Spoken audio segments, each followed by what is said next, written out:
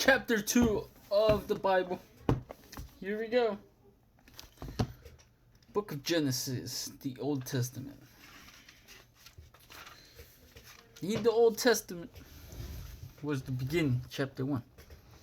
Now we're reading Genesis chapter 2, which begins like this. Genesis chapter 2, verse 1. Adam and Eve. This is the account of the heavens and the earth when they were created. When the Lord made the earth and the heavens. Now no shrub had yet appeared on the earth, and no plant had yet sprung up, for the Lord God had not sent rain out on the earth, and there was no one to work the ground. But streams came up from the earth and watered the whole surface of the ground. Then the Lord God formed the man from the dust of the ground and breathed into his nostrils the breath of life.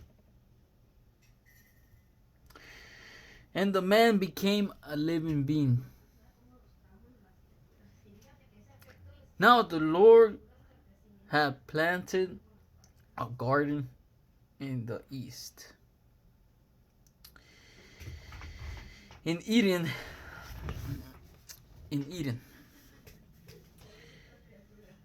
And there he put the man he had formed. The Lord God made all kinds of trees grow out of the ground, trees that were pleasing to the eye and good for food. In the middle of the garden were the tree of life and the tree of knowledge of good and evil. A river watering the garden flowed from Eden. From there it was separated into 4 headwaters. The name of the first is the Pishon, and winds through the entire land of Havilah, where there is gold. The gold of that land is good. Aromatic resin and onyx are also there. The name of the second river of Gihon, it winds through the entire land of Cush. The name of the third river is the Tigris.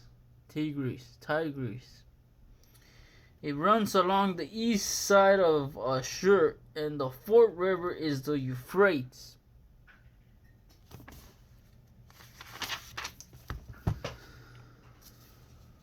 The Lord God took the man and put him in the Garden of Eden to work it and take care of it. And the Lord God commanded the man, "You are free to eat from any tree in the garden,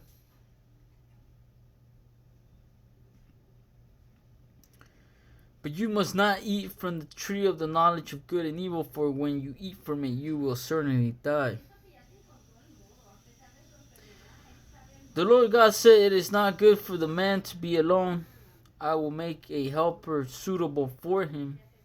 Now the Lord God had formed out of the ground all the wild animals and all the birds in the sky. He brought them to the man to see what he would name them, and whatever the man called each living creature, that was its name. So the man gave names to all the livestock, the birds in the sky, and all the wild animals. But for Adam, no suitable helper was found. So the Lord God caused the man to fall into a deep sleep, and while he was sleeping, he took one of the man's ribs and then closed up the place with flesh. Then the Lord God made a woman from the rib he had taken out of the man.